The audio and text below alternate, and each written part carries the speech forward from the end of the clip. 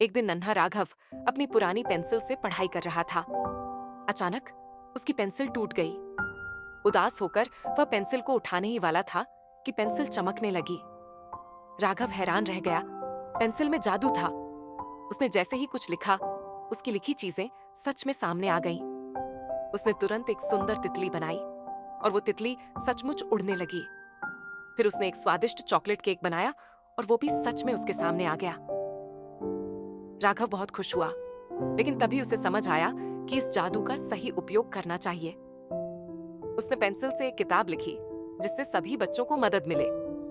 राघव ने सीखा कि जादू से भी ज्यादा महत्वपूर्ण है सही सोच और समझ।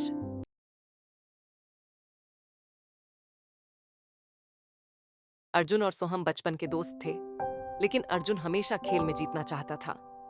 एक दिन स्कूल में दौड़ की प्रतियोगिता हुई। अर्जुन बहुत तेज दौड़ रहा था और जीतने ही वाला था कि अचानक सोहम गिर गया। अर्जुन ने देखा कि सोहम दर्द में है, लेकिन वह जीतने के लिए आगे बढ़ सकता था। अर्जुन रुका, पीछे मुड़ा और सोहम की मदद करने के लिए दौड़ते हुए वापस आया। उसने सोहम को उठाया और दोनों ने धीरे धीरे साथ में फिनिश लाइन पार की। हालांकि अर्जुन दौड़ नहीं जीत पाया, लेकिन उसने सबसे बड़ी जीत हासिल की, एक सच्चे दोस्त की तरह व्यवहार करके। उस दिन अर्जुन ने सीखा कि दोस्ती और मदद जीत से कहीं ज्यादा कीमती होती है।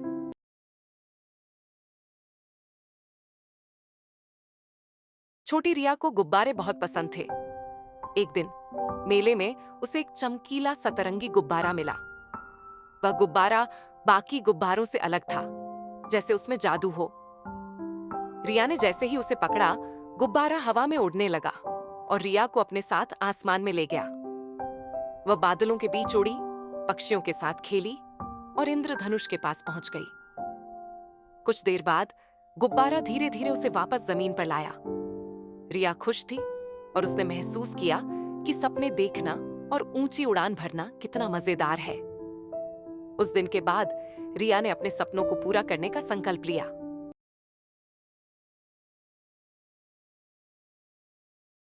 आदित्य एक छोटा लड़का था जिसे जादू बहुत पसंद था।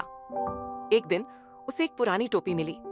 टोपी दिखने में साधारण थी, लेकिन जब उसने उसे पहना तो कुछ अजीब हुआ। आदित्य ने टोपी पहनते ही सोचा, काश मेरे पास चॉकलेट होती। अचानक उसके सामने ढेर सारी चॉकलेट्स आ गईं। वह हैरान हो गया और फिर सोचा, काश मेरे पास एक खिलौना कार होती। और तुरंत उसके सामने एक खिलौना कार आ गई। आखिर में आदित्य ने समझा कि इस जादू का इस्तेमाल सिर्फ अच्छे कामों के लिए करना चाहिए। उसने टोपी से जरूरतमंदों की मदद करने का फैसला किया।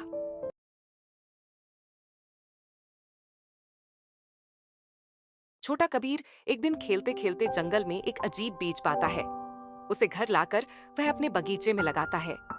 अगले दिन कबीर देखता है कि वहां एक छोटा सा पौधा उगाया है, लेकिन इस पौधे में चमकते हुए रंगीन फल लटके हुए हैं। कबीर ने जैसे ही एक फल तोड़ा, वह हवा में तैरने लगा। कबीर हैरान हो गया। उसने दूसरा फल तोड़ा और उसके हाथों में जादुई चमक आ गई। कबीर ने समझा कि यह जादू का पेड़ है। उसने सोचा कि वह इन जादुई फलों से अपने दोस्तों की मदद करेगा। कबीर खुश होकर पेड़ की देखभाल करने लगा और समझ गया कि असली जादू दूसरों की मदद करने में है।